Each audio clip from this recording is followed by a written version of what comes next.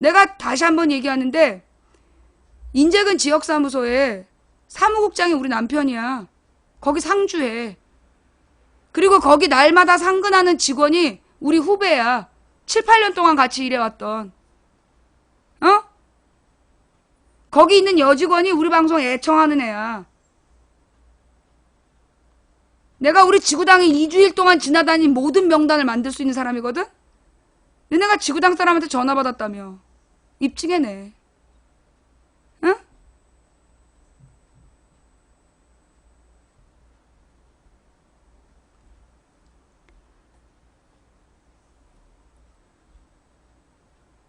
이 트위터에서 말이에요. 김근태 인재근에 대해서 그 허위사실 유포한 것들 너네들 아주 끝을 보게 될 거야. 어디서 지금 그따위 글을 쓴 탁현민을 옹호한다고 김근태 인재근을 모욕해? 우원식을 무능하다고 욕을 해? 너네가 지금 사람 맞아?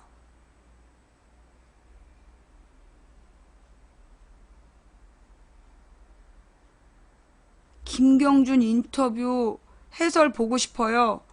블랙이야. 어디서 시킴질이야. 전부 다 캡처 떠서 보내주세요. 여러분 주변에 밴드니 카페니 그런 데서 김근태 인재근에 대해서 탁현민을 뭐 몰아내니 어쩌니 이러면서 주도했다 글 쓰는 애들 허위사실 유포로 내가 싹 다 고소할 테니까 다 캡처 떠서 보내주세요. 자, 1시간만 한다 그랬는데 1시간이 훨씬 지났네. 자, 지금 투표 중입니다. 예, 현재까지 투표해주신 5,739분께 감사드리고요.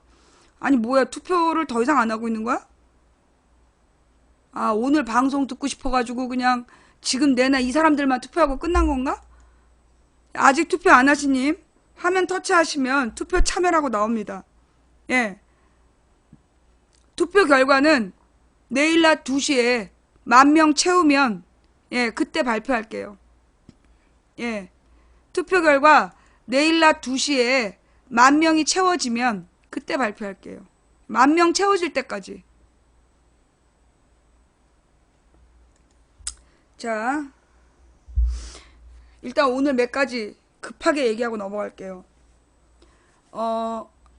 조금 아까 그 김경준 인터뷰 얘기를 누가 얘기했는데 내가 블랙 시켰잖아? 김경준 인터뷰에 대해서 내가 느낀 게 뭐냐. 그 JTBC 김경준 인터뷰를 보면서 느낀 게 뭐냐. 여러분 그 사람의 말에요. 주장할 증거가 안 나왔죠. 그러면 김경준은 내가 볼 때 이명박 쪽에 아직 연관고리를 갖고 있다고 봐. 그동안 김경준이 침묵한 이유는 나는 이명박과 연관성이 있기 때문이라고 봐. 왜냐? 김경준이 뭐라고 얘기했어? 이명박 대통령님이라고 얘기했어. 그거는 지금 연관관계 맺고 있다는 거야. 그리고 그 무슨 BBK에 실소유주고 뭐 금전거래했다는 증거가 있는데 그걸 까겠다. 그런 건 일단 일부라도 보여주고 시작해야 되는 거야. 그 내가 볼 땐 김경준이라는 사람이 그 BBK가 이명박 실소유주다라는 것을 입증할 증거가 있다면 그동안 벌써 깠겠지. 안 그래? 그냥 실형 살았겠냐고. 그러니 나는 그 실소유주가 이명박이라는 걸 입증할 증거 자료가 있다. 나는 그 말을 신뢰할 수가 없어요. 예. 김경준이 우리에게 갖는 의미는 뭐냐 하면 김경준을 기획 입국시킨 건 박근혜 쪽 유영아. 지금 박근혜 변호인 유영아가 김경준을 기획 입국시켰다는 그 말.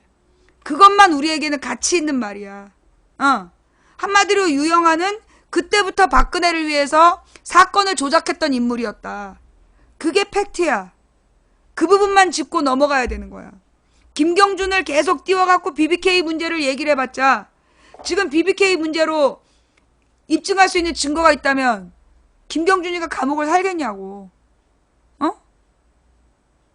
이명박 거라고 입증할 증거가 있으면 벌써 제출했지. 김경준은 10년 전부터 그 증거가 있다라고 말만 했어. 아직까지 공식적인 증거가 나온 게 없어요. 그죠? 자, 지금 유영아가 중요한 거야. 왜냐하면 지금 유영아가 그때도 이 김경준 기획입국을 주도했던 애고 현재 박근혜 공판을 계속 방어하고 있는 존재가 유영아야. 300명의 그 증인을 계속 신청하고 일부러 그 증인 신문을 못하게 하고 그래서 자꾸만 재판을 지연시키고 있는 거. 그게 유영아라고. 그래서 이 유영아에 대해서 우리가 집중해야 되는 인물이야. 그래서 유영아하고 김경준이 그 거래했다라는 그 증거 그걸 내놓으라 그래야 돼. 유영아가 김경준에게 만나자고 얘기했던 뭐 메일이든 뭔가 있을 거 아니야. 그거는 분명히 있을 거야. 그거는 분명히 있을 거라고 봐. 자, 그리고 이제 그건 넘어가고요. 그 다음에 오늘 한간에서 굉장히 유명한 얘기가 뭐냐면 미스터 피자 회장의 뭐 사퇴 기자회견이야. 여러분 그 미스터 피자의 회장을 사퇴시키면서 막 그 환호하는 사람들, 나는 그 사람들이 수상하다고 봐. 왜냐하면 미스터 피자 사건의 핵심은 뭐냐? 지금 이런 프랜차이즈 회사의 그 본사들이 어떻게 가맹점들을 핏빨아 먹는가에 대한 본질이에요. 이 사람이 사과를 하건 말건 아무 의미가 없는 거야. 우리가 지금 집중을 해야 될 내용들은 뭐냐면 그런 팟캐스트 아니 그 뭐지? 그 지점들, 가맹점들의 그 이번에 BBQ 문제, BBQ였나? 그죠? BBQ 치킨 문제가 그 뭐라 그러나 불매운동. 옛날에 그 내내 치킨이 옛날에 되게 많았어. 그 내내 치킨이 그 뭐예요? 일베 이미지 보여줘가지고 그 내내 치킨 지금 싹 사라졌잖아. 그죠? 다 망했어. 그리고 지금 호식이 치킨에서 그 회장이 성폭력 해가지고 강간 미수로 그 이 가맹점들 불매운동 한 거 아니야. 그죠? 호식이 치킨 불매운동, BBQ도 불매운동. 전부 다 이렇게 불매운동을 한단 말이야. 문제는 뭐냐? 나는 이 불매운동을 하는 사람들, 나는 그 사람들이 난 조직적이라고 봐. 왜냐하면 아니 여러분 잘못은 회장이 했어요. 그죠? 회장이나 특정 그 회사에서 잘못한 거야. 특정 지점에서 잘못한 거야. 그런데 전체 무슨 치킨을 불매운동을 해. 나는 얘네들이 난 수상하다고 생각하는 이유가 뭐냐면 그래서 어떻게 됐냐? 그래서 이제까지 그 치킨 브랜드가 많이 바뀌었다는 거야. 그죠? 그래서 사라지는 거야. 그럼 뭔데? 새로운 치킨집을 만드는 또 프랜차이즈가 또 나오잖아. 나는 이 프랜차이즈 만드는 새끼들이 그 치킨집 불매운동을 주도하는 거 아닌가 싶어. 치킨 프랜차이즈를 기획하는 애들이 걔네들이 불매운동을 주도하는 거 아닌가 싶다고. 그래서 치킨 브랜드 하나 없애고 또 만들고 또 만들고. 너네 한패 아니야? 다른 말로 회장이 잘못했다고 불매운동을 하면 가령 예를 들어 현대기아차가 잘못하지. 나쁜 새끼들이 그 미국산 현대기아차하고 한국산 현대기아차 가격을 한국차가 더 후진돼 더 비싸게 받아먹어. 이거는 현대에다 우리가 환불을 요청할 문제야. 그런데 불매를 해버리고 그 현대기아차가 안 팔리면 현대기아차 노동자들이 죽어나는 거야. 그러면서 외제차들이 왔어. 그래서 중국산 외제차들 돌아다니면서 불나고 지랄하고 있잖아 지금. 그죠? 그러니까 나는 이 불매운동 중심의 소비자운동을 할 때 이게 회장에게 타격을 주는지를 봐야 된다. 기업주에게 타격을 주는지를 봐야 돼요. 예. 지금 우리들이 하고 있는 소비자 불매운동들이 때때로 우리 살 깎아먹기 불매운동들이 아니냐.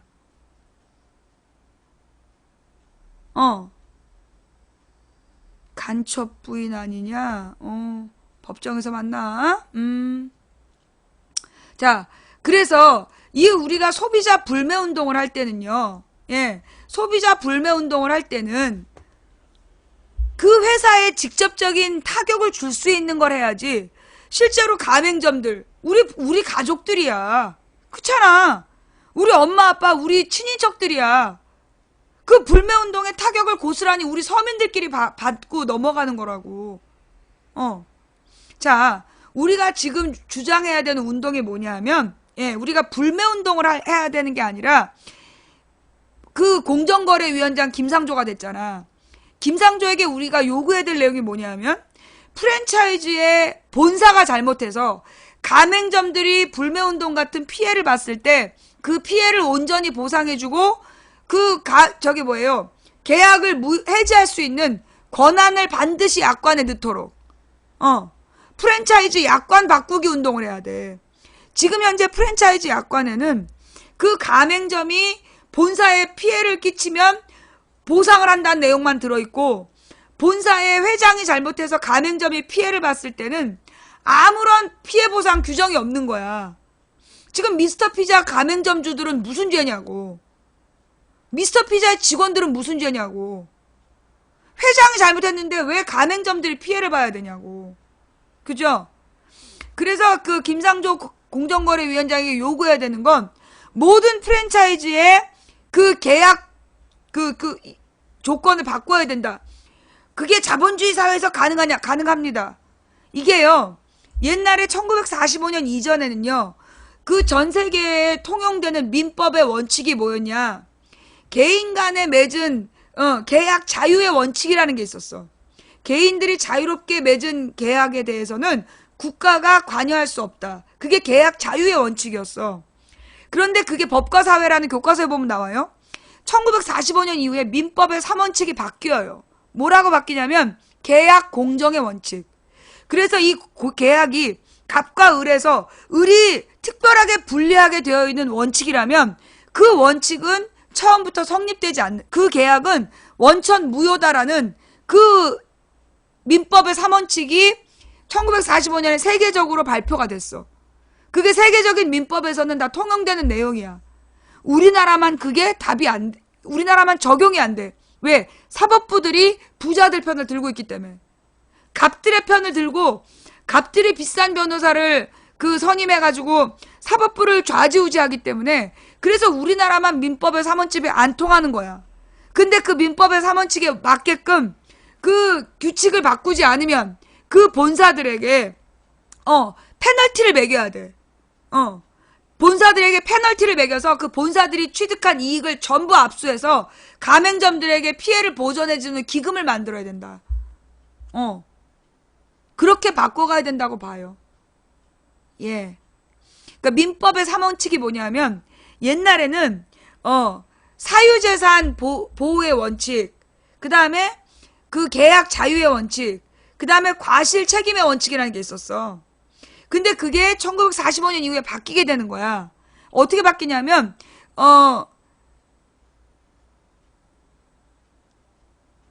재산권 공공의 원칙인가? 재산권 공공의 원칙인가? 공공재산의 원칙인가? 하여튼 그래서 그 정확한 명칭 좀 찾아봐. 하도 나 10년 전에 가르치던 거 까먹었다. 그게 뭐냐면, 사유재산권을 행사할 때 다수에게 막대한 피해를 입힌다면 공공의 이익을 감안해야 된다라는 원칙이 있어요.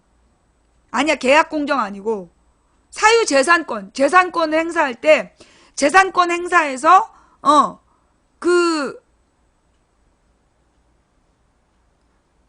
소유권 공정의 원칙?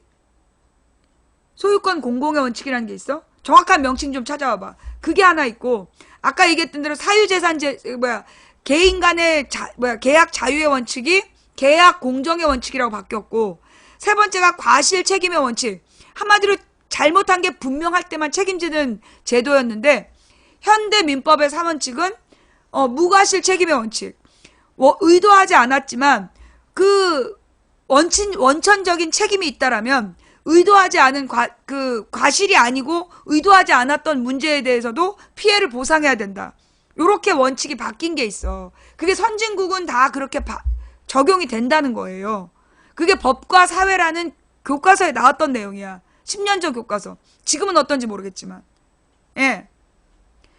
소유권 절대 원칙이라는 건 없고요. 옛날에는 사유재산 보호의 원칙이라는 게 있었어. 사유재산권 보호의 원칙. 그 1945년 이전에. 그런데 그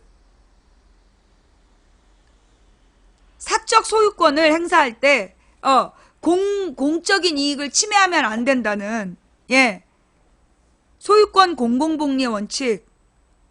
소유권 공공복리의 원칙의 공식 명칭이에요? 이름이 바뀌었네. 소유권 공공복리의 원칙이라고 바뀌었구나. 교과서의 내용이 바뀌었나 보다. 하여튼 소유권을 행사할 때, 사적 소유권을 주장할 때 다수의 공공의 이익을 침해하면 안 된다는 거야. 이게 어떤 의미가 있냐면, 원래 자본주의 국가는 사유재산권이잖아. 그래서 사유재산을 보호하는 걸 원칙으로 해. 그런데 사유재산권을 행사하는 게 공공의 이익을 침해하면 안 된다. 옛날에 무슨 일이 있었냐면, 어떤 그 사람이 자기 땅을 마름모로 침범했다고 어느 몇 층 건물을 천정부터 아래까지 마름모로 주변을 잘라내라는 소송을 건 적이 있었어. 그때 그 소송이 무효가 된 걸로 알아요. 그 더 많은 사람에게 피해를 주는, 이게 얘가 자기 땅 그 마름모를 엄청 비싼 값에 사라고 요구를 한 거야. 강요한 거야. 그걸 안 사주니까 그 학교 건물이었나 뭔가를 다 잘라내라고 요구를 한 거야. 그런데 그게 법원에 의해서 받아들여지지 않았던 사건. 그게 그 사유재산권을 행사할 때 공공의 이익을 침해하면 안 된다는 그 원칙이에요. 그리고 옛날에는 개인 간의 자유로운 계약은 침범할 수 없었다. 그게 그 2차 대전 이전이었다라면 2차 대전 이후에는 처음부터 불공정한 계약은 원칙적으로 성립하지 않는다. 그게 계약 공공의 원칙이야. 그게 바뀌었기 때문에, 그래서 김상조 위원장이 해야 될 일이 뭐냐면, 이 많은 프랜차이즈, 이게 사실 우리나라의 프랜차이즈가 굉장히 심각한 문제예요. 이 프랜차이즈들이 중산층 몰락의 주범이야. 사람들이 명예퇴직하고 그래도 막 부장님이니 뭐 무슨 이사님이니 뭐 이러면서 막 비서 딸려 있고 뭐라 그러나 공용차 지급받았던 사람들이 하루아침에 나와갖고 점원할 수 없잖아. 이런 사람들 꼬셔가지고 그 퇴직금으로 프랜차이즈 업소 차리게 해. 그래서 말아먹고 두세 번 말아먹으면 그 다음에 그 알코올 중독자 되는 거야. 그래서 이게 무슨 얘기냐. 소위 많은 프랜차이즈 업체들이 이렇게 중산층의 노후 자금을 뜯어먹는, 노후 자금을 파산시키는 중산층 파산의 원흉이 프랜차이즈 업체들이야. 그래서 이 프랜차이즈 업체들이 그 가맹점들에게 일방적으로 불리한 계약을 맺고 그걸 감행을 해준단 말이지. 그래서 그 계약서를 공정하게 바꾸는 제도, 이걸 만들어야 된다. 김상조가 해야 될 가장 중요한 일. 나는 그것만 해도 대한민국에 프랜차이즈 업체에 불공정한 계약서만 바꿔도 나는 김상조 위원장이 할 일을 다 했다고 봐. 뭐 대기업 중소기업 못 잡고 정규직 비정규직 못 잡고 다른 건 못 잡아도 그거 하나만 잡아도 프랜차이즈에 이 불공정한 거래 계약만 불공정한 계약서만 바로 잡아도 나는 이 사람이 할 일을 다 했다라고 봐. 이 프랜차이즈들이 지금 대한민국의 망함의 원인이야. 동네 조그만 가게들 다 망하게 하고, 그 다음에 중산층 그거 프랜차이즈를 하면 엄청난 돈을, 초기 자본을 대야 돼. 그 다음에 쓸데없이 정기적으로 내부 인테리어 바꾸라고 그러고, 이번에 미스터 피자처럼 말도 안 되는 식자재를 강제로 강매하고, 그래서 남는 게 없는 거야. 완전 노예 계약이잖아. 그래서 이 프랜차이즈 계약 문제를 공정계약으로 바꾸는 거, 그게 우리 서민을 죽이는 제일 심각한 문제야, 그게. 그래서 그 부분을 바로 잡아야 된다. 그게 내가 오늘 그 미스터 피자 사건을 보면서 느낀 점이고요. 예. 그 다음에 나는 이번 주에 그 청문회 인사에 대해서는 어떤 말도 안 할 거야. 무엇보다 나는 그 소위 야당이 얘기하는 불량 3종 세트라고 얘기하는 사람들, 난 그들을 위한 어떤 변명도 하지 않겠어. 나는 김상조를 지지하지 않아. 나는 이 그 청문회를 통해서 완전히 다 까발려져야 된다고 생각하는 사람이야. 뭐 나더러 왜 김상조를 비판하지 않느냐? 나 김상조 지지하지 않아. 야권이 지금 제기한 의혹에 동의하고 그게 사실인지를 증명해내길 바래. 자, 그 다음 이 탁현민 문제는요. 일단 10,000명까지 하고요. 그 다음에 그래도 청와대에서 탁현민을 안 자르면 난 탁현민 자를 때까지 계속 하려고 이 조사를. 그리고 내가 볼 때 이거는 어떤 투표의 개념이 아니라 나는 서명운동이라고 생각해. 왜냐하면 이게 우리 자기 아이디로 하는 거잖아. 아프리카 투표는 로그인을 해야 돼. 그래서 이게 자기 아이디를 가지고 한 거기 때문에 나는 이게 일종의 서명운동이라고 생각해. 탁현민에 대한 우리 국민들의 어떤 의견을 얘기하는 나는 이 서명운동이라고 생각해요. 그래서 이게 받아들여질 때까지 나는 문재인 정부를 비판할 거야. 옛날에 조선시대에요. 왕도 상소를 받으면 하고자 하는 바를 접었어요. 조선의 왕도 자기가 뭘 하고 싶어도 전국에서 상소가 빗발치면 하고자 하는 일을 포기했던 게 왕이었어. 근데 민주주의 국가의 이 민주주의 국가인 대한민국의 대통령은 국민의 뜻에 따라 정치하라고 그 자리에 앉혀주는 거예요. 막강한 권한을 주는 이유가 국민의 뜻에 따라 정치하라는 거예요. 그런데 이렇게 국민 다수가 비판하고 있는데 그럼에도 불구하고 우기고 버틴다라면 이건 대통령 자격이 없다는 거야. 야당이 대통령 흔들기를 할 때 우리는 도와줄 수가 없는 거야. 왜? 국민의 뜻에 따르지 않는 대통령은 독재자하고 다르지 않아요. 무슨 얘기인지 알겠어요? 나는 탁현민이 그만둘 때까지 나는 문재인 정부를 비판할 거야. 왜냐? 만약에 이명박 정부나 박근혜 정부에 탁현민 같은 글을 쓴 애가 행정관으로 들어갔다면 나는 걔도 깠을 거니까. 걔도 아주 심하게 비판했을 테니까. 다음 정부에서 탁현민 같은 글을 쓴 애가 행정관이 되면 나는 그들도 분명히 비판할 거기 때문에 나는 문재인 정부라고 해서 비판하지 않아. 난 문재인 정부라고 해서 안 비판하고 넘어가 주지 않아요. 그거는 합리적인 자세가 아니야. 합리적인 원칙이라는 건 어떤 경우에도 변하지 않을 때 그게 합리적인 원칙이에요. 내가 윤창중을 비난하고 윤창중을 비난하고 윤전추를 비난했던 윤창중의 성범죄를 성범죄 성의식을 비판했고 윤전추의 그 부당한 행정관 임명을 비판했던 사람으로서 나는 탁현민의 행정관 임명은 분명히 잘못됐다라고 봐. 오늘 저녁에 대통령 부부 데리고 또 뭐 청와대 앞길에서 산책하는 쇼를 하면서 그걸로 대통령 지지율이 올라갔다라고 생각하는 모양이지만 벌써 여론조사는 조금씩 문재인의 지지율이 떨어져 가고 있어. 더 이상 그 쇼가 안 먹힌다는 얘기야. 그런 쇼로 유지되는 지지율은 거품이나 마찬가지야. 순간에 바늘끝 하나면 뻥 터지고 말아. 자, 일단은 내일 2시까지 10,000명, 10,000명의 투표를 하겠어요. 그래서 우리와 의견을 같이 하는 사람은, 나와 의견을 같이 한 사람은 이것이 곧 서명이다. 곧 서명이고 청원이다. 현재까지 5,892명이 참여하셨습니다. 다음 이야기로 넘어가면 국민의당이 문준용의 그 친구라고 얘기하면서 녹취록을 선거 때 막판에 공개하면서 문준용의 유학 시절의 친구의 목소리라고 얘기했던 그 사건이 철저히 조작된 증거였다라고 박주선이 공식적으로 인정하고 사과를 했어요. 그러면서 한 사람을 얼굴을 공개했어. 얘가 바로 이 자료를 갖고 왔던 최고위원이다. 그러면서 이머식이라는 그 보니까 안철수계야. 안철수 쪽 그 인맥인 것 같고 네.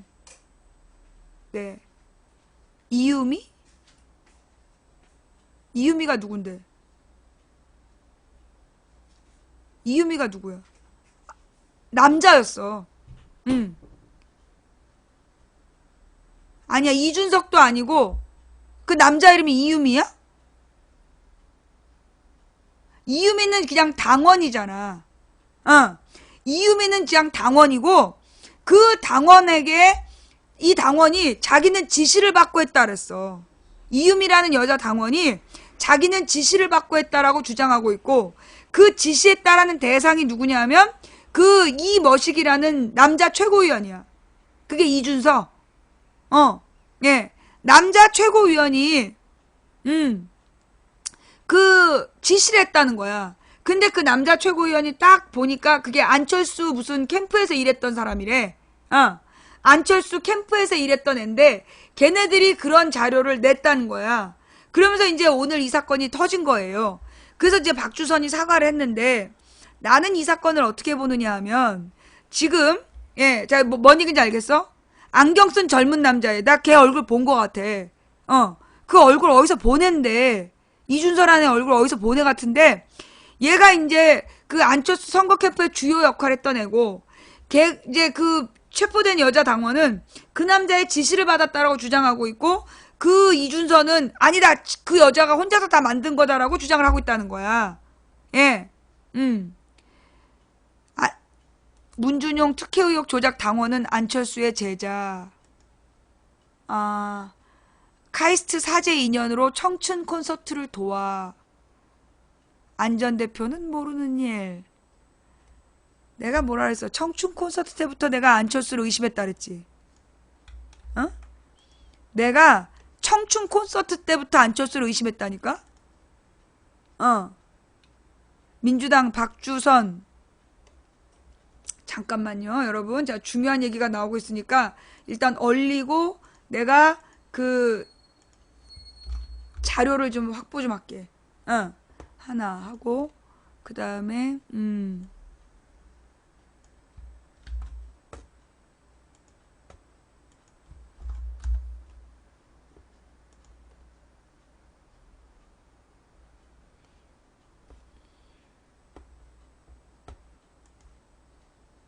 두 개인가? 지금 올라온 기사가? 예. 자, 이게 무슨 얘기냐면 박주선 사과로 끝낼 일 아니다. 민주당에서 안철수 박지원이 입장을 밝혀야 된다. 이때 이 문제를 제일 주도했던 게 박지원하고 안철수였잖아.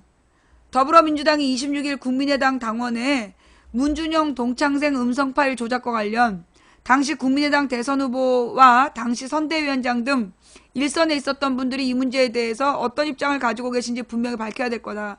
이 일에 관련이 있는 분들의 책임 있는 답변이 있어야 될 거다 라면서 국민의당 안철수 전 후보, 박지원 전 선대위원장들에게 입장 표명을 촉구했다. 김현 민주당 대변인이 이날 오후 국회에서 열린 고위 전략회의 후 브리핑을 통해 이 사안은 박주선 국민의당 비대위원장의 사과로 끝낼 일이 아니다라며 이같이 말했다. 더불어민주당은 검찰의 수사를 예의주시하겠다며 검찰의 고소를 취할 생각이 없음을 분명히 하면서 아울러 당시 국민의당 대선 후보와 선대위원장 등 관계들이 이 사건에 대한 보고를 받고 어떤 입장을 취했는지에 따라 더불어민주당은 논의를 계속해 나갈 예정이라고 경고했다. 이날 고위전략회의에서는 추미애, 우원식, 박홍근 이런 당 지도부가 참석해 국민의당 발표 내용을 보고받은 후 대응을 논의했다. 자, 그 다음에 문준용 특혜 의혹 조작 당원은 안철수의 제자. 카이스트 사제 인연으로 청춘 콘서트를 도와. 안 전 대표는 모르는 일이다. 국민의당이 문재인 대통령의 아들 문준용 씨의 특혜 의혹의 증거로 제시한 자료가 조작된 것으로 밝혀진 가운데 해당 증거를 조작한 당원 이유미 씨가 과거 안철수 대표의 제자인 것으로 확인됐다. 또 12년 대선 당시 안철수 후보의 진심 캠프에 참여했고 이때 경험을 엮어 책 출간까지 한 것으로 밝혀졌다. 박주선 국민의당 비상대책위원장이 26일 대선 당시 국민의당에 제보된 카카오톡 캡처와 음성 녹음 파일이 조작된 것으로 확인됐다라며 본의 아니게 국민 여러분께 허위사실을 공표하고 혼란을 드려 공당으로서 막중한 책임감을 느끼고 정말 송구스럽게 생각한다라고 밝혔다. 국민의당은 지난 대선 기간 문준용 특혜 의혹을 집중적으로 제기하면서 문 대통령을 공격했다. 지난 5월 5일에 문 씨가 취업하는 과정에서 문 대통령이 힘을 썼다는 내용의 카카오톡 메시지 갈무리 화면과 음성 녹음 파일을 공개했다. 하지만 이 같은 내용들이 조작됐다는 것. 박 비대위원장은 이 자료가 허위로 작성됐다는 사실을 파악했고 이유미 당원과 이준서 전 최고위원으로 하여금 곧바로 검찰에 출석해서 진실을 밝히도록 조치했다라고 밝혔다. 그러나 국민의당은 이 씨가 어떤 이유로 조작된 자료를 제출했는지 이 씨가 어떤 사람인지에 대해서 전혀 설명하지 않았다. 오마이뉴스 취재 결과 이 씨는 안 전 대표가 카이스트 기술경영전문대학원 교수로 재직 중일 당시 재학생으로 안 전 대표와 처음 인연을 맺은 것으로 나타났다. 이후 이 씨는 안 전 대표가 전국을 돌며 안철수 현상을 만들었던 청춘 콘서트에 서포터즈로 활동했고 2012년 대선 때는 안 전 대표의 진심 캠프에 참여했다. 이는 이 씨가 당시 캠프 경험을 바탕으로 출간한 책 66일 안철수와 함께한 희망의 기록에 자기소개로 내세운 내용이다.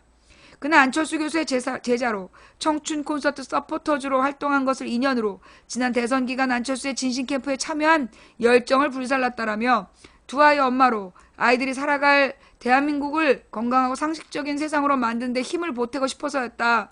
그래서 허위 조작을 했어? 앞서 이 씨는 22년 총선에서 민주통합당 예비후보로 전남 여수에 출마했지만 경선에서 탈락했다. 또 16년 총선에서 국민의당 예비후보로 같은 지역에 출마한 바 있다. 당시 이 씨는 출마에 변해서 안철수 대표의 청년공감 희망 콘서트 강연자로 활동하며 지난 10년 동안 정치 참여 과정에서 생애 가장 뜨거운 진심을 불살랐다라고 밝혔다. 이 씨에게 조작된 자료를 받아 당에 전달한 이준서 전 최고위원 역시 안 전 대표의 최측근으로 불렸다.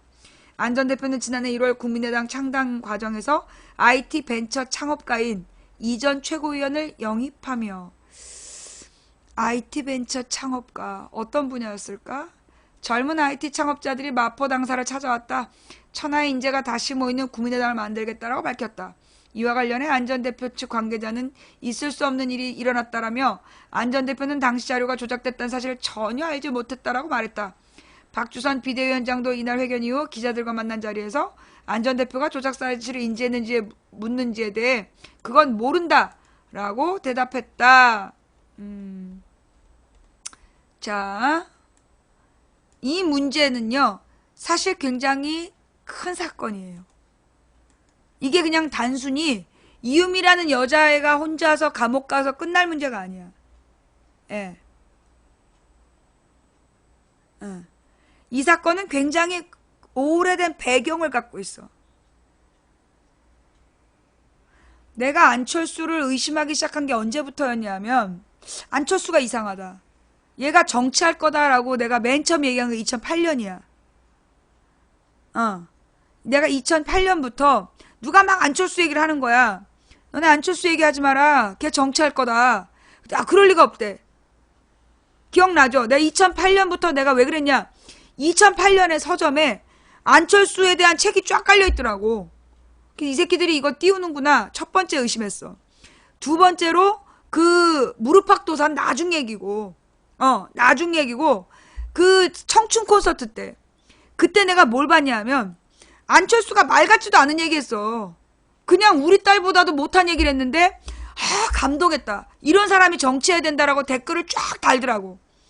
그래서 그 얘네들이 누군지를 조사해보니까 그게 법륜이 이끄는 무슨 청년 조직과 관계되어 있었어. 법륜 스님을 따라다니는 무슨 청년 조직이 그 청춘 콘서트를 만들었다는 거야. 그러면서 얘네들이 안철수를 정치를 시켜야 된다고 막 띄운 거야. 그래서 내가 그때부터 그때 그 박경철이 김제동 박경철 김제동 법륜 이 사람들이 안철수를 띄우면서 했던 게 청춘 콘서트인데 그 청춘 콘서트에서 김제동이 말 다 해. 그러고 나서 뭐 안철수도 한마디 하라 그러면 뻘소리 한마디 해. 그러면 그 밑에 이런 안철수가 정치해야 된다고 댓글이 줄을 잇는 거야. 그래서 이 새끼들이 이게 청춘 콘서트를 판을 짰구나 라고 내가 의심을 했어. 그래서 내가 그때 2010년 2009년 10년 그때부터 내가 청춘 콘서트 의심하면서 방송했던 거 기억나지? 내가 법륜의 청년 조직도 수상하다 그러면서 내가 그 참사장님도 그 기억나죠? 예. 예. 내가 분명히 그 당시에 그 안철수에 대해서 이상한 흐름이다. 일단 서점에 책이 깔리려면 이건 엄청난 돈이 들어간 거야. 근데 그 서점에 깔린 책들이 그 당시에 안철수 책 옆에 뉴라이트 역사책들이 깔려 있었어. 서점에 안철수 책이랑 뉴라이트 역사책이 같이 팔리고 있었어. 그래서 나는 그때부터 의심을 한 거야. 뭔가 이거 이상한 흐름을 만드는 놈들이 있다. 그때 기억나는 사람. 내가 그때 2011년 한참 전, 2010년 이전에 내가 안철수에 대해서 수상하다. 이 청춘 콘서트 이것들이 수상하다. 내가 분명히 얘기했어. 기억나죠? 그럼 내가 이 새끼들이 김재동 팔아갖고 안철수 띄운다. 내가 그때 그 얘기를 했어. 그 다음에 그 2011년 2011년이야. 2011년 여름에 그 갑자기 오세훈이가 사퇴를 하잖아. 그때 나경원이는 선거사무소를 구해놓고 있었어. 근데 야권은 오세훈이가 사퇴할 거라는 걸 전혀 몰랐어. 근데 이게 갑자기 8월 말에 사표를 던져버린 거야. 그럼 야권은 그러면 그로부터 60일 이내에 선거를 해야 되는데 후보 단일화도 안 돼 있고 지금 난리도 아닌데 이게 갑자기 그 사퇴를 해버린 거야. 그런데 그날 무슨 일이 터지냐면 광노현 사건이 터져. 광노현이 뭐 후보 단일화하는 과정에서 돈을 주고받았다. 그게 터지면서 광노현 논쟁이 벌어지는 거야. 그런데 그 광노현을 지켜야 된다라는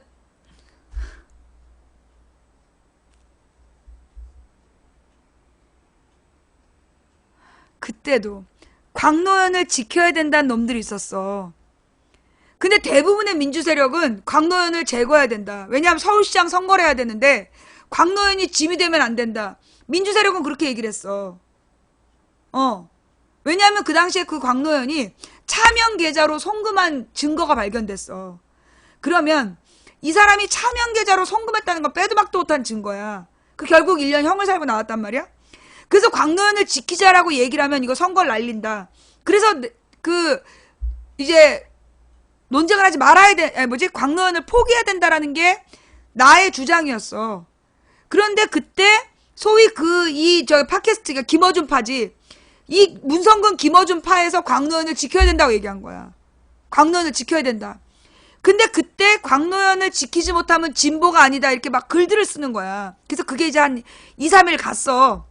근데 내가 3일째 되는 날 아무래도 말이 안 되는 거야. 근데 내가 트위터를 쫙 봤는데 제정신인 사람은 전부 다 광노현을 잘라야 된다. 광노현을 포기해야 된다라고 얘기를 하는 거야. 그리고 낯선 아이디들이 광노현을 지켜야 된대. 그래서 내가 그 낯선 아이디 12개를 조사를 했어. 싹 다 박사모였어. 박사모가 광노현을 지켜야 된다는 주장을 하고 있는 거야. 그래서 내가 그 12개를 딱 확인한 다음에 그날 우리 방송에서 목요일날 내가 선언을 해요. 수요일인가? 3일, 월화수 3일 동안 쌩 난리를 겪고 나서 우리 방에서 선언을 하는 거야. 뭐라고 선언하냐면 더 이상 광노현 논쟁을 중단한다. 지금 광노현을 지켜야 된다고 얘기한 놈들이 박사모다. 그렇게 얘기를 딱 하자마자 트위터에서 모든 논란이 중단이 돼. 목요일날. 그래서 내가 이제부터 우리도 시장 준비를 하자 그랬는데 그때 윤여준이 안철수 출마 선언을 하는 거야. 목요일날 저녁인가 금요일 아침에. 윤여준이 안철수가 서울시장으로 출마한다라고 그때 발표를 하는 거야. 어쩌면 안철수도 이미 준비되어 있었는지도 몰라. 그렇잖아. 그때 박원순 시장이 백두대간을 행군하고 있었어. 그리고 이 사람이 원래 정상적인 지방선거를 준비하고 있었단 말이야. 서울시장 선거를. 그래서 서울시장 선거가 멀다라고 생각하고 백두대간 탐색하고 있는데 탐험하고 있는데 윤여준이가 딱 안철수 출마 선언을 하는 거야. 그럼 윤여준이 누구냐? 윤여준이 박근혜 선거 캠프 원장을 했고 선거 캠프장을 했고 그 다음에 한나라당의 싱크탱크 여의도 연구소 소장을 2번 한 사람이야. 그 사람이 안철수의 출마 선언을 대신했어. 갑자기. 그래서 내가 그때 뭐라고 그랬느냐 하면 우리 시청자들한테 안철수를 지지하는 사람들이 너무 많으니까 절대 안철수를 까지 마라. 그러면 안철수 지지자들이 등 돌린다. 그러니까 안철수를 까지 말고 윤여준이 과거에 뭐 했던 사람인지만 밝혀라. 라고 내가 얘기를 해. 그러니까 이제 우리 시청자들이 윤여준이 누군지만 막 밝힌 거야. 그런데 댓글 부대가 안철수를 까기 시작하는 거야. 내가 안철수 지지자들이 등 돌리면 안 된다는 말을 내가 일부러 걔네들한테 던진 거야. 내 반대로 가니까. 그랬더니만 그 금토일 3일 동안 완전히 안철수를 집 밟아놓은 거야. 의심된다부터 시작해가지고 막 뉴라이트라고 막 쌍욕을 해가지고 그래가지고 화요일날 안철수가 박원순 시장 찾아가가지고 자기는 출마 안 한다라고 얘기를 하게 되는 거야.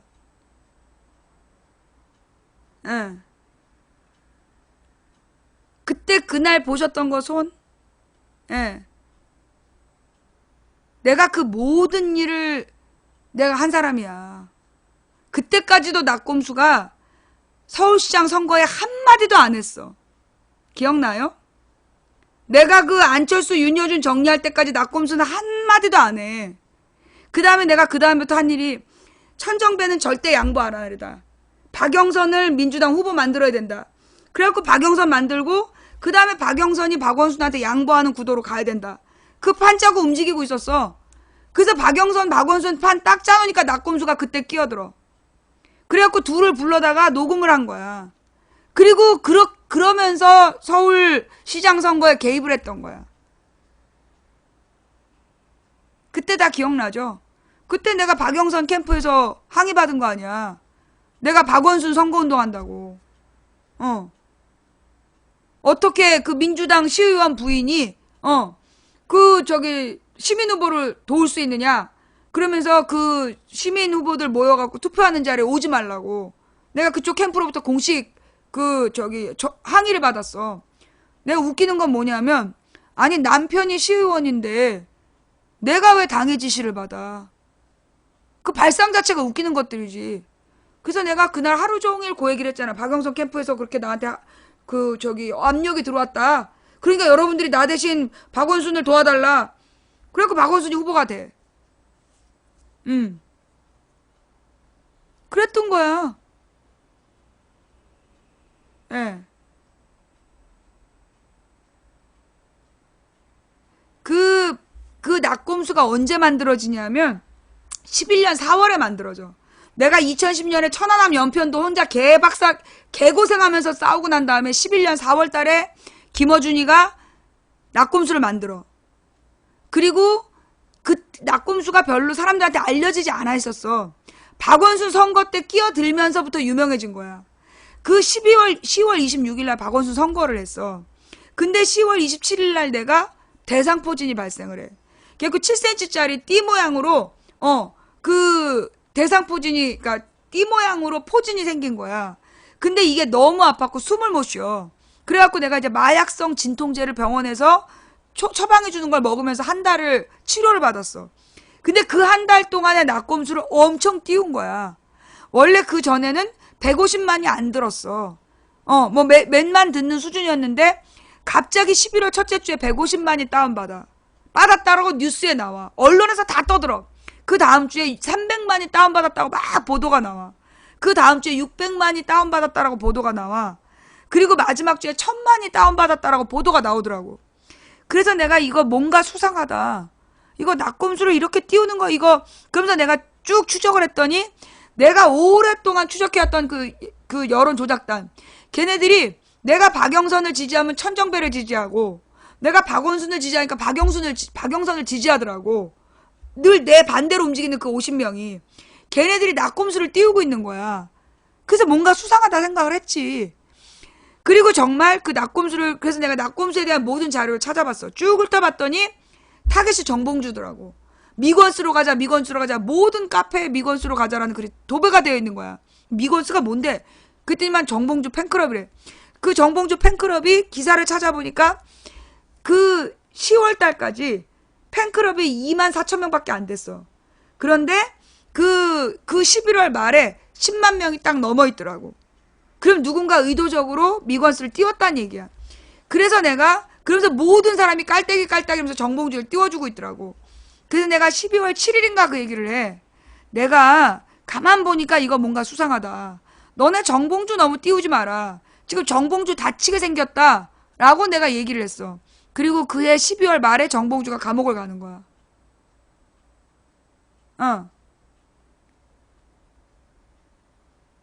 예.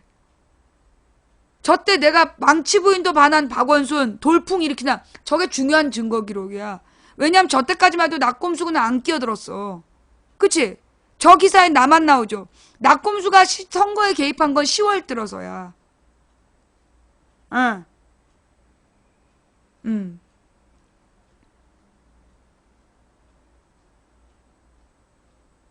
뻥치지 마요?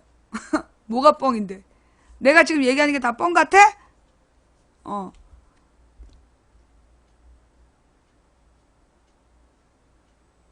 한번 찾아봐. 내 분명히 이거 이 상황 다 봤다 손? 그 상황을 다 보신 분 시청자들 손 들어봐요. 참새장님도 봤고, 미스터 김님도 봤어. 그죠? 예. 이거 아비트리즘도 보고 이거 증인들이 다 우리 방에 그 증인이 800명은 돼요. 증인이 800명 이상이야. 그때 이거 다 실화를 봤다니까 이 사람들이. 그리고 나서 내가 그 미건스가 수상하다. 그런데 그때 김근태 의원 돌아가셔. 김근태 의원 돌아가시고 내가 초상을 치르는 거야. 초상을 치르고 돌아왔는데 전당대회 분위기가 완전히 개판으로 가고 있었어. 그래서 내가 초상 치르고 돌아오자마자 이인영이 당대표 이하경을 최고위원 시켜야 된다. 왜냐하면 이하경이 시민단체 출신이야. 그래서 그때 2012년 선거가 시민단체들이나 제야운동권들이 많이 야권 통합을 해야 되는 상황이었어. 그래서 이하경이 마지막까지 YWCA, 이런 YMCA에서 활동하면서 그 진보적인 사회단체들하고 선이 있었어. 그 사람들하고 민노당이 또 연관되어 있단 말이야. 그래서 내가 그 민노당 쪽을 설득하기 위해서 이하경이 필요하다. 그리고 이인영은 큰 전투를 이겨봤다. 박근혜는 사생결단할 건데 지금 한명숙으로는 안 된다. 와, 근데 그 미권스에서 한명숙을 당대표로 정봉주가 감옥에서 그 낙곰수더러 한명숙, 문성근, 박지원, 박영선 4명만 딱 집어서 그 방송하라고 그래갖고 그 4명만 불러서 낙곰수 녹화를 한 거야. 그래서 그 12년 선거를 말아먹는 거야. 응. 내가 그 시절을 다 겪은 사람이야. 그때 박근혜는 딱 야당 선거 끝나자마자 뭐 있는 줄 알아? 파란 잠발 빨간 잠발로 갈아입고 새누리당이라고 당명 바꿨어. 그리고 경제민주화를 공약으로 내세웠다니까.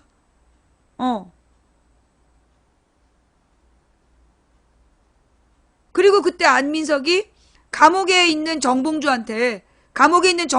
면회를 지가 알아서 누구는 연결시켜주고 누구는 연결시켜주지 않고 그러면서 정봉주가 공천한다는 얘기까지 나왔어요. 그러니 그 선거를 이길 수 있었겠냐고. 그래서 12년 선거가 개망하는 거야. 박살이 나는 거지. 안민석, 정봉주가 큰일 했던 선거였어 12년에. 응. 낙곰수랑. 그리고 그렇게 총선을 말아먹었으면 입 다물고 있어야 되는 낙곰수가 뭐 했는지 알아? 그때부터 안철수를 띄웠어.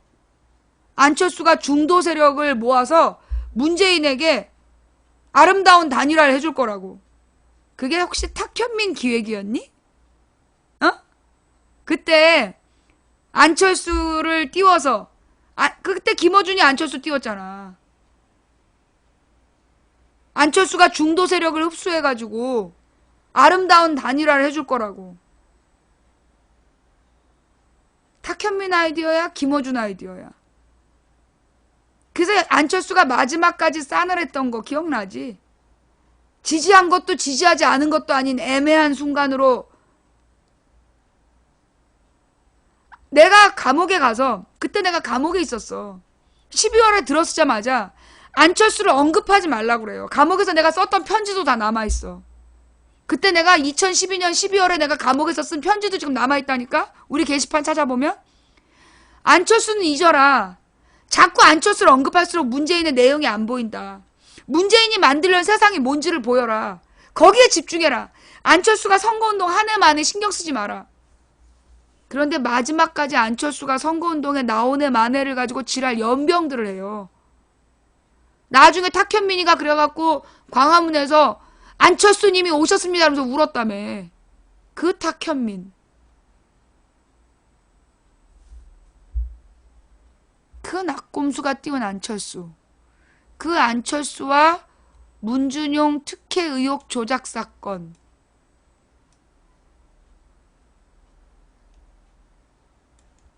그리고 이번에 그 제자가 청춘 콘서트 때부터 함께 해왔고, 이 모든 일은 우연일까? 이 모든 일이 우연일까? 이 정도 되면 물러났어야 될 탁현민이 끝까지 물러나지 않고 있고, 그리고 그 탁현민으로 문재인을 번번이 까대고 있는 친이명박 언론들. 이게 우연일까?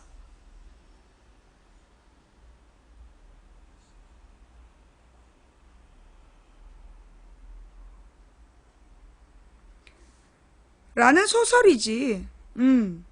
라는 소설. 몰라서 그랬겠지. 안철수가 뉴라이트란 증거는 없어. 소설이야, 소설.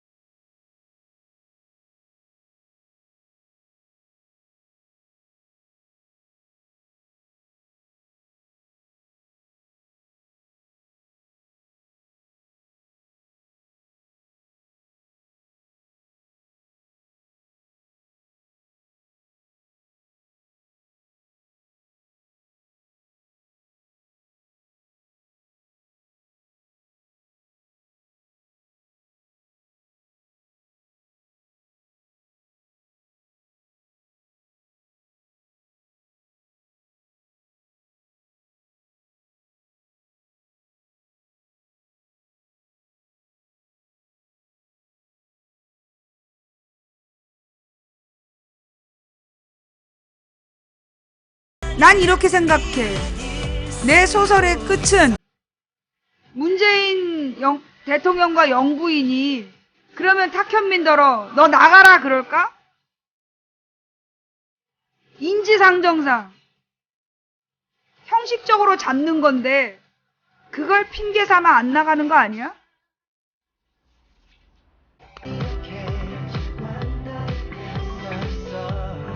라는 소설이야. 팩트가 아니라 이건 소설이야. 추측이지, 추측.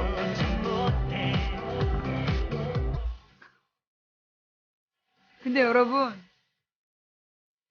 저는요, 문준용 그 증거 조작 사건 뉴스 보면서 이런 생각 하나도 안 들었어요.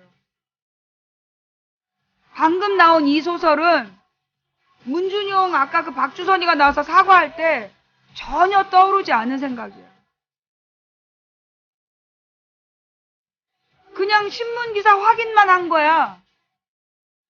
나는 그냥 요새 너도 감옥 가야 살인단다. 너 징역 8개월이다 이 얘기 하려고 읽었는데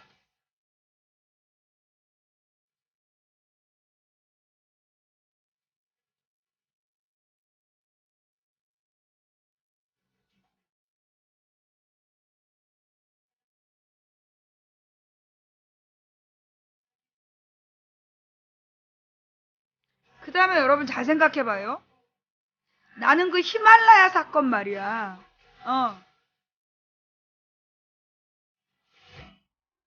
히말라야 트레킹 사건. 그거 대선을 앞두고, 그죠? 대선을 앞두고 있는 상황이었죠. 그 트레킹 간 시점이 언제야? 26일이라는 그 시간 동안 대통령 후보를 나갈 사람이 26일 동안 히말라야를 갔다는 건요, 엄청난 손실이었어요.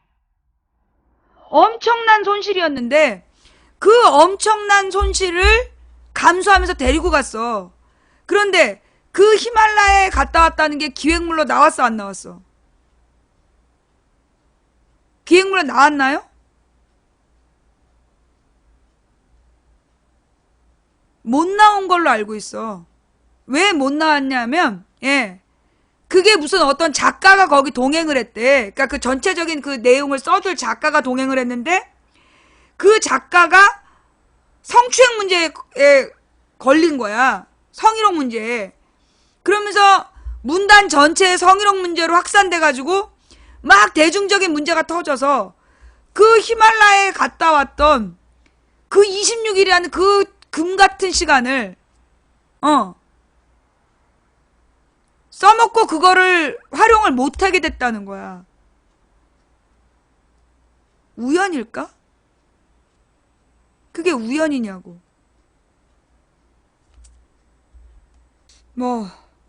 그 다음에요. 지금 이해운이 이제 바른당 대표가 됐어? 그래서 보수의 본진이 되겠다. 라고 얘기하면서, 나름대로 지금 바른당은 가장, 지네들 속에서 제일 합리적으로 보이는 이해운이를 당대표로 만든 거야. 이해운이가 박근혜한테 맞짱 떠가지고, 박근혜 말에 반기 들어서 공천 못 받았던 사람이잖아. 이해운이. 그죠? 그래서 그 이해운이를 당대표로 만들어서 지금 바른정당은 완전히 다음 세대를 준비하는 체제로 간 거야. 이미지 쇄신을 하면서. 그러면서 지금 그 홍준표하고 자유당에서 지금 막 내부적으로 그 홍준표하고 장제원이 논란을 벌였어. 그러면 장제원은 누구냐? 바른정당에서 그 자유당으로 돌아간 애야. 근데 장제원이가 돌아간 다음에 계속 자유당을 비판하고 있어. 그리고 그 자유당에서 장제원이 또 홍준표를 비판하면서 자유당의 보수를 비판했더니 홍준표가 그 트위터에 방문해서 장제원한테 비난을 하고 장제원이 멋있게 또 글을 쓰는 거야. 이전에 둘이 트위터로 또는 페북으로 그런 대화들 했었나? 왜 나는 이게 진심이 아니라 프로레슬링으로 보이지? 옛날에 우리 어렸을 때 그 박정희가 욕먹어 마땅한 일이 터지면 꼭 김일하고 이노끼하고 프로레슬링을 하더라고.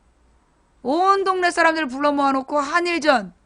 그래서 막 김일이 피 흘리고 이노끼한테 온갖 반칙으로 당해. 그 다음 막판에 딱 박치기로 이기는 장면이 나오면 온 동네 사람들이 만세를 부르면서 환호했던 기억이 있어. 나중에 알고 보니까 그게 모두 쇼였다는 프로레슬링. 지금 내가 볼 때는요, 자유당 내부에서 장제원과 홍준표의 논란. 근데 장제원하고 홍준표가 다 얘네가 누구야? 친이계야. 지금 자유당은 친박정당인데 거기 들어가서 지금 친이계가 논란을 주도하고 있어. 장제원과 홍준표의 논란으로 이 홍준표가 압도적으로 지금 자유당에서는 카리스마를 확보하는 거 아니야? 그런데 결국은 홍준표가 자유당을 잡게 되면, 당대표가 된다면 바른당하고 합치는 건 아주 쉬운 일 아니겠어? 결국 지금 자유당하고 바른당을 합치겠다. 그러니까는 이제 얘네들의 이야기. 이것도 소설이에요. 너무 진지하게 듣지 마. 소설이야. 내가 볼 때는 지금 원래 얘네들의 계획은, 이거 소설입니다. 지금은 원래 얘네들의 계획은 한국의 마크롱을 띄워서 바른당과 국민의당을 일단 합당시키고 그 자유당의 이탈 세력을 합쳐서 제3정당을 만들어서 한국산 마카롱당을 만들어서 한번 그 대선을 이겨보고 싶었는데 안 됐다. 그래서 이제 그 한국산 마크롱을 띄우고, 그 다음에 그 한국산 마크롱을 띄우는, 지지하는 제3정당으로 내년 지방선거를 먹자! 라는 계획이 프랑스의 마크롱처럼 있었던 것은 아닐까. 라는 소설이야. 라는 소설인데, 그런데 그 제3 후보에 대한, 제3 세력에 대한, 이야기를 내가 작년 11월에 감을 잡고, 그런 거 아니야? 문재인으로 안 되니까 마크롱으로 가자! 그렇게 얘기한 거 아니야? 이러면서 초를 딱 쳤더니, 지난 총선에서 그만 실패를 한 거야. 자, 그러자 내가 볼 때 쟤네들이, 내가 볼 때는 버린 것 같아. 마크롱으로 띄우려고 했던 애를 버리고, 워낙 너무 어벙해가지고 도저히 다시 재활용이 안 된다. 그래서 일단 버렸던가 아니면 키핑해 놓은 상태이고, 현재 지금 이 자유당하고 지금 바른당하고 쇼를 하고 있다는 거지. 일단 이렇게 된다면, 그리고 지금 이제 이 국민의당이, 이 호남 사람들한테 딱 묶여가지고, 이 더민주의 뭐라 그러나, 등을 못 돌리고 있으니까, 지금 이런 상황이면 차라리 바른당, 자유당을 합치자. 그래서 자기네들만이라도 강한 판을 짜서, 그래서 얘네들이 더민주하고 맞서고, 국민의당더러 캐스팅 보트 역할을 해라. 그렇게 지금 판을 고치기로 한 거 아닌가. 라는 소설이지. 호남 유권자들 무서워서 지금 국민의당 의원들이 잘 못 움직이니까, 일단 3자 구도를 만들어서 지금 다자 구도를 3자 구도로 정리하고, 그래서 더민주와 진해당, 홍준표 당, 이게 맞대결하는 구도에서 캐스팅 보트를 국민의당에 주고, 그래서 박주선이가 주도하는 국민의당이 내용적으로는 자유당을 도우면서 겉으로만 형식적으로 더민주를 돕는 그런 판을 짠 거 아닌가? 라는 소설이지, 소설. 그러면서 홍준표는 트럼프 효과 노리기를 하면서 막말로, 막말 정치를 계속 해가지고 전투력이 있는 막말 부대를 만들고, 라는 소설이야. 자, 뭐 이렇게 긴장하지 말고 소설이라니까.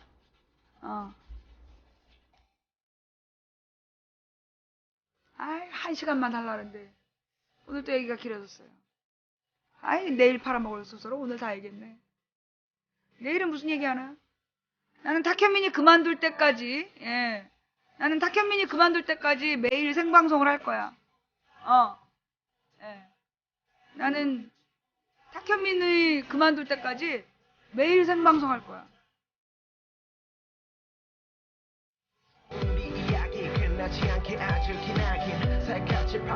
자, 여러분, 지금 망치부인 투표 중이에요. 현재 5,989명이 투표했네요. 4,011명이 더 투표하면 내일 낮 2시에 신작 소설을 또 발표하고, 내일 낮 2시까지 10,000명이 투표하면, 내일 낮 2시에 또 다른 신작 소설을 발표하고. 나 원래 소설 안 써줄라 그랬는데.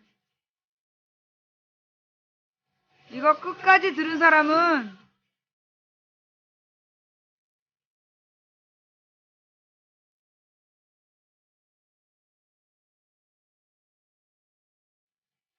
소설이야. 너무 진지하게 생각하지 마.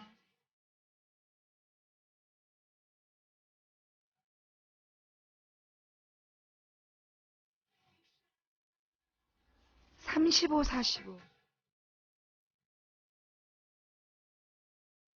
탁현민이 44세인가 그렇지.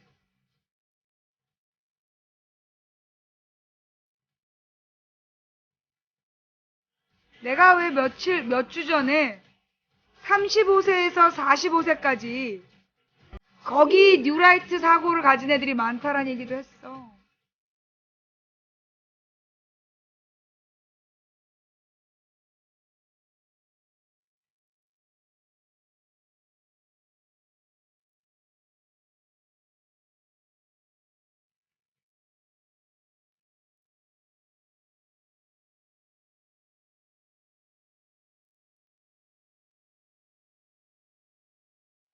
다 소설이야. 진지하지 마.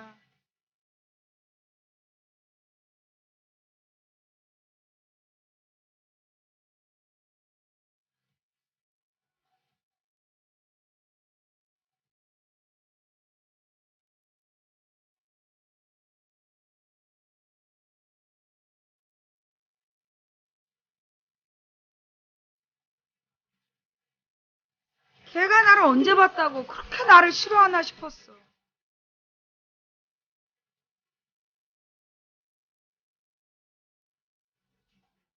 아, 내가 2009년, 10년 이때 존나리 안철수를 깠거든.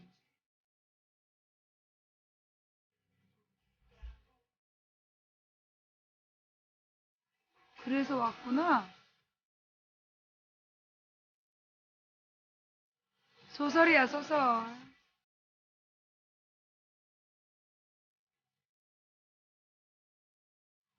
처음부터 낙곰수 그래서 만든 거야?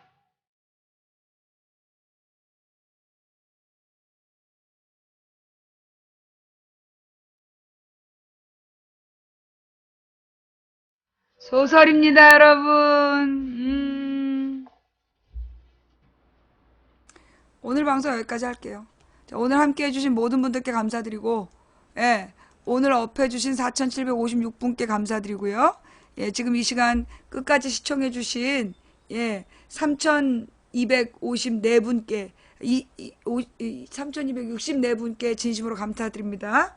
예, 망치 부인의 최대 후원자는 생방송 처음부터 끝까지 지켜주신 여러분이라 그랬죠? 예. 자, 오늘 업과 꿀잼 후원해주신 한 분 한 분 모두 감사드립니다. 후원해주신 분들 이름 불러드리지 못해서 죄송하고요. 그래서 여러분들이 그 후원하고 싶지 않으면 안 하셔도 됩니다. 그럼에도 불구하고 후원해주신 분들 덕분에 오늘 망치 부인 오늘도 당당히 방송할 수 있었고요. 아무래도 노무현 때 노무현을 까면서 별풍선 500개도 못 받았던 시절로 되돌아가더라도 나는 문재인에게 비판할 점을 비판하겠다 라는 각오로 시작한 망치 부인의 문과 방송입니다. 예. 자, 오늘 매니저님들 수고하셨고요. 예, 후원 못했다고 미안해하지 마시고 생방송 끝까지 지켜주셔서 감사드리고요. 이 방송 녹음 녹화 떠서 유튜브에 뿌려주시는 참세상님, 양혜니님, 예, 그리고 안경유이님, 상식이 통하는 세상님, 베티고양이님, 그리고 풍행국님께 진심으로 감사드리고 나머지는 다 고소 대상입니다. 예, 오늘 고생들 하셨고요. 자, 망치 부인의 오늘의 소설 재밌으셨습니까? 소설 다음 이야기를 듣고 싶으면 연재되는 다음 이야기를 듣고 싶으면 내일 낮 2시까지 10,000명의 투표가 되어 있어야 돼. 10,000명 돼야 신작 소설 나갑니다. 예, 자, 지금까지 6,045분의 투표 감사드리면서 자, 망치 부인 이만 물러갈게요. 좋은 밤 되시고요. 조금 이따 5분 지나면 또 업하실 수 있으니까 대기하시고 오늘이 가기 전에 업 안 하신 분들은 빨리 업들 하시고요. 예, 새날이 밝으면 재방송 보시면서 또 업해주세요. 내일 낮 2시에 만나요. 고맙습니다. 상식이 통하는 합리적인 민주사회에 가난해도 행복한 서민이고 싶었던 망치 부인입니다. 망치 부인의 이 꿈은 예, 한 사람이 꾸는 꿈은 꿈일 뿐이지만 100인이 꾸고 만인이 꾸면 현실이 된다고 했습니다. 된다고 믿든 안 된다고 믿든 당신의 믿음대로 된다고 했습니다. 중지동천, 무리가 모여 뜻을 모으면 하늘을 움직일 수 있다고도 했습니다. 여러분들 저와 마음을 함께 해주실 수 있습니까? 누군가 포기해서 오늘 우리의 절망이 싹텄다면 우리가 오늘 포기하지 않으면 내일은 희망의 역사를 쓸 수 있다는 믿음으로 나아갑시다. 이기기 어려운 뉴라이트하고 싸워서 지지 않는 단 하나의 방법은 싸움을 끝내지 않는 것이다. 나는 이미 2009년부터 아니 2008년부터 뉴라이트와의 싸움을 계속해오고 있는 사람입니다. 내년이면 10년째네요. 자, 망치 부인이었고요. 내일 낮 2시에 만나.